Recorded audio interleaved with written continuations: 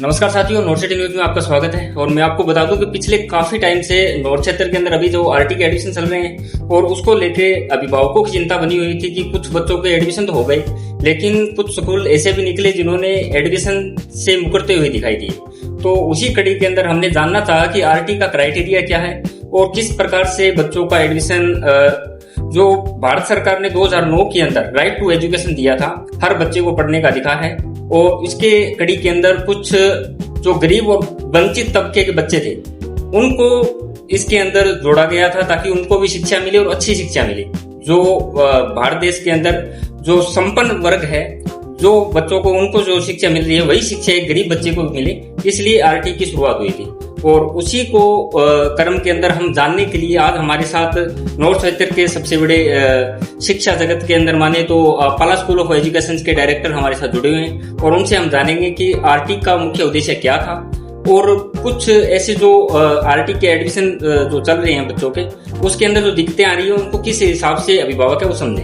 तो नमस्कार जी, और हमारे चैनल के अंदर आपका स्वागत है। तो मैं ये जानना चाहूंगा कि आरटी की जो शुरुआत हुई थी 2009 के अंदर, तो उसके बाद से मतलब धीरे धीरे अपग्रेड होता गया है, आरटी का जो पैटर्न है वो भी चेंज होता गया है। तो इसके अंदर आप बताइए कि जो आरटी का जो पैटर्न है क्या कुछ रहता है, इसके अंदर कितना % का इसका क्राइटेरिया रहता है और किस प्रकार के बच्चों को इसके अंदर रखा गया है। देखिए, कुछ मुद्दे हैं जो सरकार से संबंधित, जैसे हेल्थ हुआ, एजुकेशन हुआ, तो गवर्नमेंट की जिम्मेदारी बन जाती है कि एजुकेशन देना सब बच्चों को अनिवार्य है। ये हमारे संविधान में लिखा हुआ, तो हमारे संविधान में लिखा है कि सब बच्चों को शिक्षित करना, सबका शिक्षा लेने का अधिकार है। तो उसी के तहत 2009 के अंदर आरटी एक्ट आया था, जिसमें हर बच्चे को शिक्षा मिले, कोई भी बच्चा वंचित नहीं रहे। तो इसके पीछे पर्पज ये था कि जो बच्चे या जिनके पेरेंट्स जो है वो फीस देने में असमर्थ, जो फीस अफोर्ड नहीं कर सकते, तो उन बच्चों को जोड़ना। तो इसके अंदर समय समय पे सुधार होता रहा है। पहले कुछ क्राइटेरिया थे, फिर उसके बाद में कुछ क्राइटेरिया थे, आज भी कुछ क्राइटेरिया समय समय पे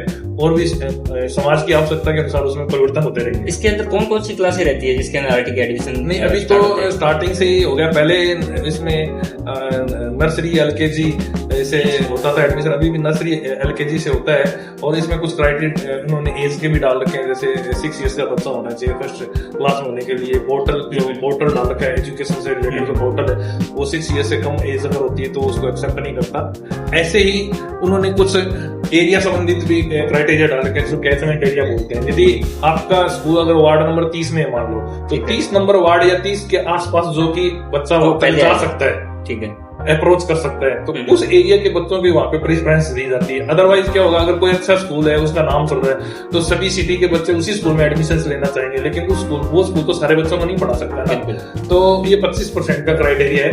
यदि आपके पास में 100 बच्चे हैं तो उसमें से 25 बच्चे आपको आरटी के थ्रू सीट्स भरनी होगी, और उसकी फीस जो है वो गवर्नमेंट देती है। तो वो 25% तभी एडमिशन दे पाओगे जब आपके पास 75 बच्चे दूसरे नॉन आरटी से रिलेटेड अगर 75 बच्चे हैं, तभी 25 बच्चों का एडमिशन दे पाओगे। मान लो आपके पास में आज की डेट के अंदर 12 बच्चे, तो 12 का 25% आप निकाल लीजिए, 4 बच्चे, तो 4 बच्चे आप आरटी का एडमिशन दे सकते हो। तो 12 और 4 16 बच्चे आपकी क्लास में होंगे। 17 बच्चा आप आरटी का जब भी एडमिशन दे पाओगे तो आपके पास हो सकता है क्या, जैसे आपके पास 12 बच्चे हैं और लॉटरी के माध्यम से 4 बच्चे आपके पास आते हैं, ठीक है, तो उसके अंदर स्कूल ऐसा कर सकता है कि उनमें से बच्चों को जो 4 बच्चे आपको देने से उनमें से आप पर्टिकुलर कोई ऊपर कोई जैसे मतलब रेंज का बच्चा हो या कोई ऊपर रैंक का बच्चा हो जो 5, 6, 7 रैंक जिसको मिली हो, उसका एडमिशन ले लें।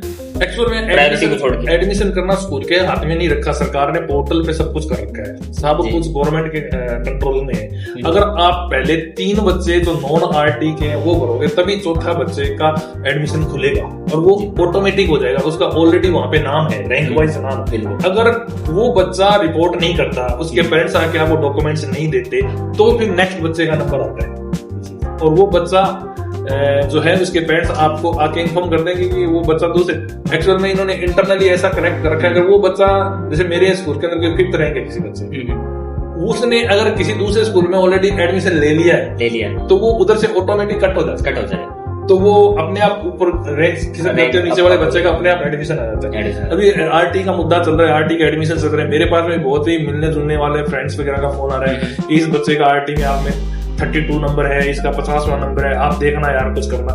तो इस बोर्ड उसमें मतलब हो नहीं सकता, मतलब स्कूल लेवल पे ये आपके इस न्यूज के माध्यम से ये बताना चाहूंगा कि उसमें स्कूल वाले कुछ नहीं कर सकते, सब कुछ गवर्नमेंट के कंट्रोल, सब कुछ ट्रांसपेरेंट है, तो उसमें कोई बदमाशी नहीं कर सकता। तो कुछ अभिभावक है वो मतलब स्कूलों को लेके ये बोल रहे हैं कि जैसे कि एडमिशन के लिए बच्चों का एडमिशन तो उनमें मतलब मिल गया, लेकिन कुछ स्कूल ऐसे भी हैं जो मतलब वास्तविकता के अंदर मौजूद नहीं है और उनके जो आरटी पोर्टल है वो ओपन है, तो वो बच्चों का एडमिशन तो हो जाता है, लेकिन जब बच्चे एडमिशन लेने के लिए वहां जाते हैं तब वो बोलते हैं कि हमने एडमिशन ले ही नहीं रही, एडमिशन बंद किए नहीं। उसके लिए क्या रहेगा? वो बच्चों को एक प्रकार से दिग्भ्रमित कर दिया। वो बच्चे हैं, इसमें ये शिक्षा जो मंत्रालय है उनको ऐसे स्कूल जो ऑलरेडी एग्जिस्टिंग नहीं है या अभी रनिंग पोजीशन में नहीं है, उनको पोर्टल से हटाना चाहिए ताकि बच्चे दिग्भ्रमित ना, उनका समय ना खराब हो, और फिर उन्हीं बच्चों को दोबारा से एडमिशन जो आरटी में फॉर्म भरने में भी दिक्कत आती है, शायद इसकी एक पर्टिकुलर प्रोसीजर होता है, वो एक 15 दिन बाद में फिर ओपन होती है। तो एक बार जब उन्होंने उनका नंबर आ गया, वो स्कूल एग्जिस्टेंस में नहीं है, तो प्रॉब्लम तो डेफिनेटली आ रही है। तो आरटी के जो बच्चे हैं उनको कौन कौन सी सुविधाएं रहती है स्कूल की तरफ से? आरटी के बच्चों को फीस जो है वो गवर्नमेंट देती है, और उसके बाद में कुछ पैसा, एक मिनिमम चार्जेस है बुक्स वगैरह का, जो 100 रुपए या 150 रुपए, मेरे को एग्जैक्ट ध्यान नहीं है, वो भी गवर्नमेंट अवेलेबल कराती है, तो उससे बुक्स भी मिल सकती है बच्चों को।